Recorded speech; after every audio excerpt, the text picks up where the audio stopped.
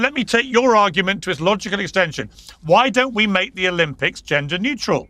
One gender, anyone can enter any race. You up for that? I think there should be plenty of gender neutral sports, frankly. I mean, I love doing that in kickball leagues. No, I'm pretty good at it. Sorry, you're just saying you just said there's no physical advantage for men. So let's have gender neutral Olympics where you can be made. All right, welcome back everyone. Genuinely glad you are here for this one, because this might be one of the most heated exchanges I have reacted to in a long time. So what you are about to watch is a panel debate where Piers Morgan goes head-to-head with a progressive Democrat congressional candidate named Cat Abugazale over trans athletes in women's sport. And what starts as a political argument turns into something that you genuinely have to see to believe. Because Cat walks herself into a corner that nobody saw coming, and Piers does not let her out of it. Stay with this one all the way through, because the ending is the kind of moment that people are still talking about. And once you see it, you will completely understand why. Before we get into it, drop a comment and let me know where in the world you are watching from right now. It honestly amazes me every time I see how far this community reaches. So say hello wherever you are tuning in from. All right, let's get into it. You've got to, as a party, you've got to park the trans stuff. You can't keep telling Americans it's fine for biological men to compete. Well, Kat, you can roll your eyes, because I know the Democrats love to think in their quaint little way that nobody cares. Trust me, they care. Right? When they hear I am the only woman on this panel. Well, hang on. I am the only person here involved with recreational sports where I play with trans people, by the way. I'm the only woman on here that'll probably have a family in the next decade. I am the person that you are talking about that should be concerned about this, and I'm not, because this is a manufactured issue. It is a manufactured issue. This is the problem. This is why you won't win elections. How much? No, that's just not true. That's why you won't win. People under the bus. When you deny science and biology, you will not win an election. I can absolutely take that to the bank for you. You are so obsessed with this and aren't listening to the woman. You're saying that this is hurting women and girls. Can you name 5 WNBA players? I'm saying if you hang around with your progressive mates. You hang around with your progressive mates and you all boast about how many trans athletes you know and how it doesn't have any impact on women's sport. And then we all watch the Paris Olympics and we watch a biological male who had been banned from the World Championships for testing positive for male chromosomes, beating up a young female Italian boxer so badly the boxer quit after 40 seconds, and that biological male wins just gold. Spreading misinformation at this point. There are plenty of athletes that have Michael Phelps is basically his entire body is made to swim. Like the fact that you're talking about common sense solutions, all this stuff, and then every single time you want to talk about things, you bring up trans people when they are just trying to live their lives is ridiculous. What we actually need to do. It has nothing to do with them living their lives. Material needs. That is what's happening right now. We need to be using material needs are wrong. Let me respond. I have nothing but respect for trans people. Always have said that publicly, loudly and proudly. I want trans people to have the same rights to fairness, equality and safety that all of us enjoy. Right? I've always said this. However, at the moment, what's been happening in the last few years is the trans rights lobby has been aggressively eroding women's rights to fairness, equality and safety. Who likes and that's when I have a big problem. And if you want to run something in America, you want to be an elected official, if you're going to run on a ticket that nobody cares and it doesn't matter, I'm telling you, you will lose. And your party, if they have a leader that also believes this bullshit, is also going to lose. It is as simple as that. Let me go to James. In fact, let me go to Harry on this. Harry, where do you sit? I mean, are we at the stage where I can ask you what a woman is yet or not?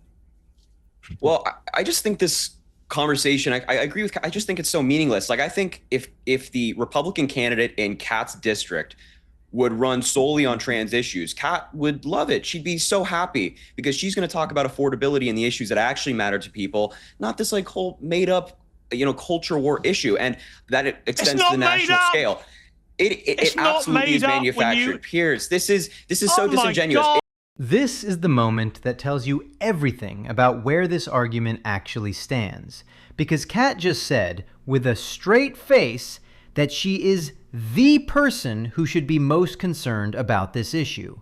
She plays recreational sports with trans people. She plans to have a family. She is a woman. And her conclusion from all of that personal experience is that this is a manufactured issue. Let that sink in for a second. Here is what blows my mind about that framing.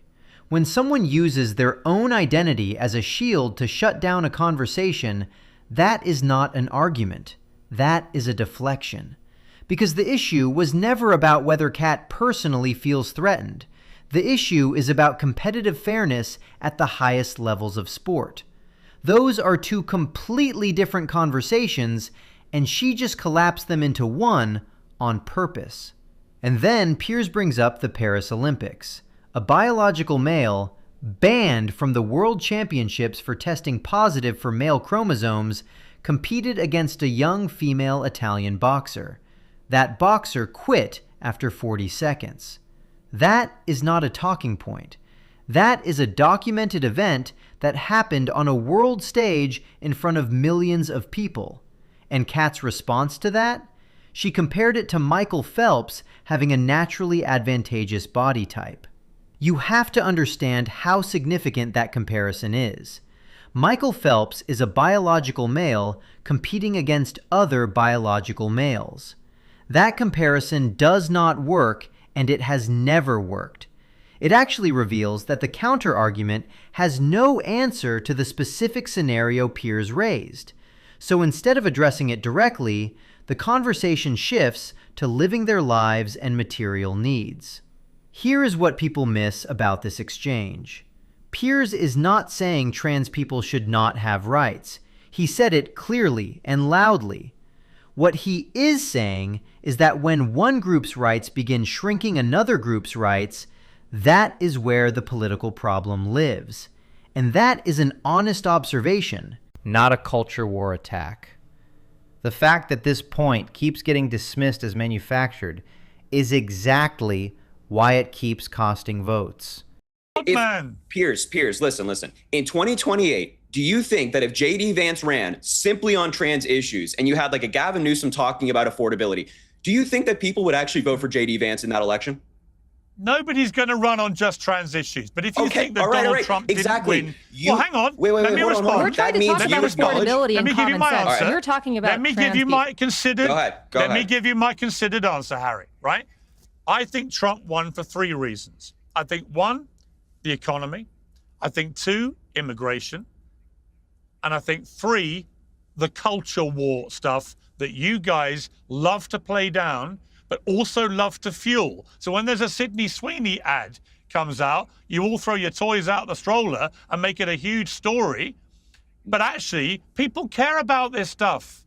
They do not want Democrat. Trans athletes in women's sport. James Carville is right about this. I'll come to it in a moment. But you're so wrong, you guys. And if you think this is a winning proposition... Piers, I don't know a single Democrat on your Sydney Sweeney thing who actually is angry at the ad. You know me. We've talked before. I love Joe Biden. I'm as Democratic as you can get. I've had them on my show. I couldn't care.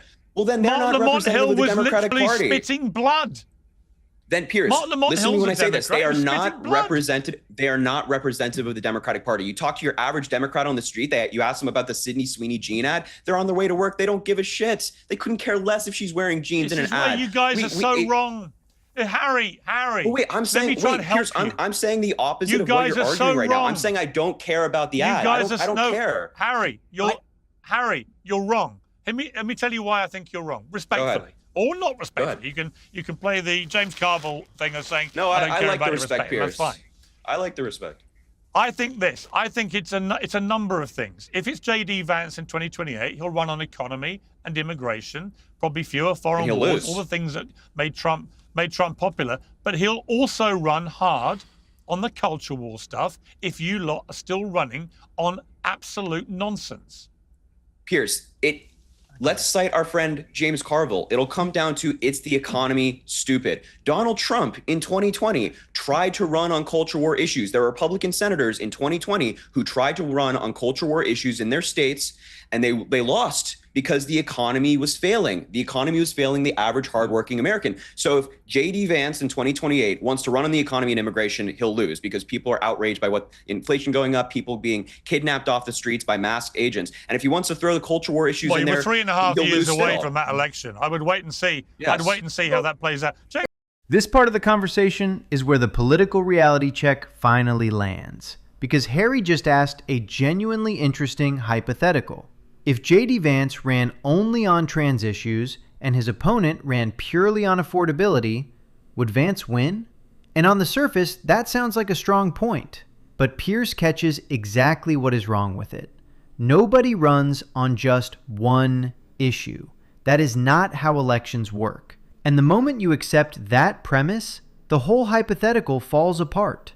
What Piers does instead is break down the 3 actual reasons the last major election was won: the economy, immigration, and the culture war. Not 1, not 2, all 3 together. And here is the part that is genuinely fascinating from a political strategy perspective. He points out that the people dismissing the culture war as manufactured are the same people who turn a regular clothing advertisement into a 5-day national conversation. You cannot simultaneously say nobody cares about this and spend a week being outraged about a woman wearing jeans.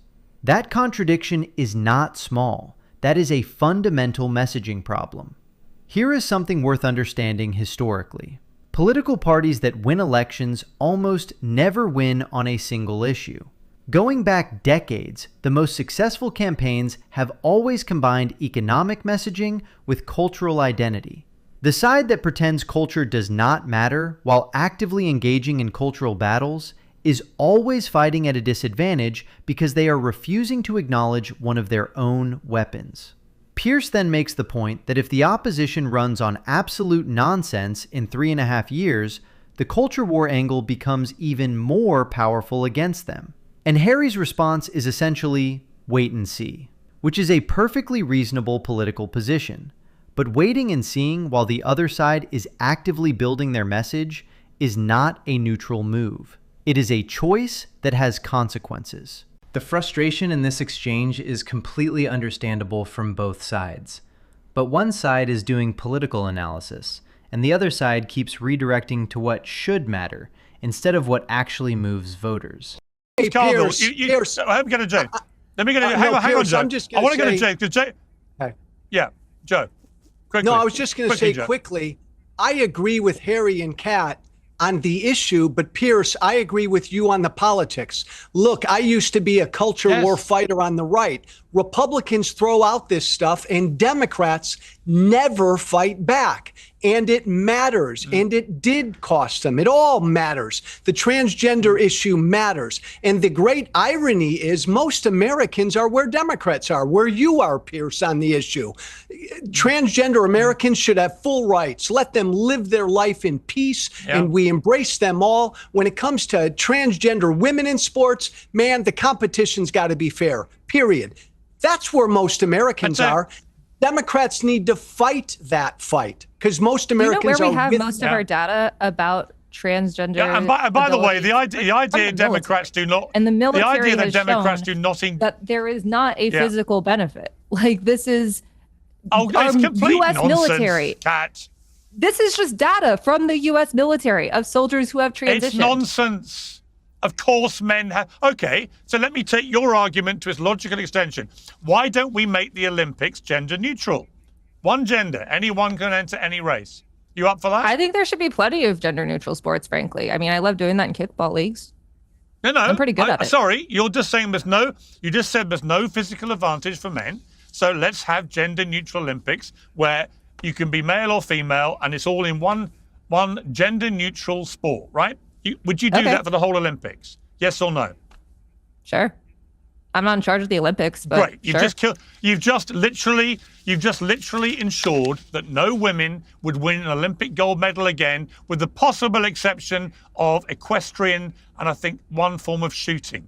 Other than that, no women ever win an Olympic medal ever again. Thank you, Cat Abu. Brilliant. What a brilliant, brilliant election-winning campaign message. The Olympics are going to be gender neutral, says Cat.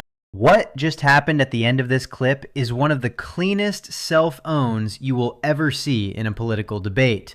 And the most remarkable thing about it is that nobody had to push very hard to get there. Joe Walsh actually makes a fair and honest point coming in. He separates the issue from the politics. He agrees with Harry and Cat on a personal level, but agrees with Piers on the political reality. And then he says something that most people in that conversation were dancing around. Joe said this: "When it comes to transgender women in sports, the competition's got to be fair. Period." That is a former culture war fighter from the right saying what a lot of people across the political spectrum actually believe privately. And then comes the moment. Piers pushes the logical endpoint of the no physical advantage argument.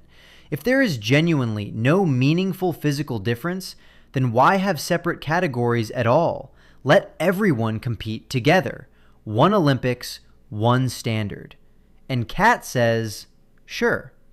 The moment she said sure, the argument was over, because Piers immediately points out what that actually means.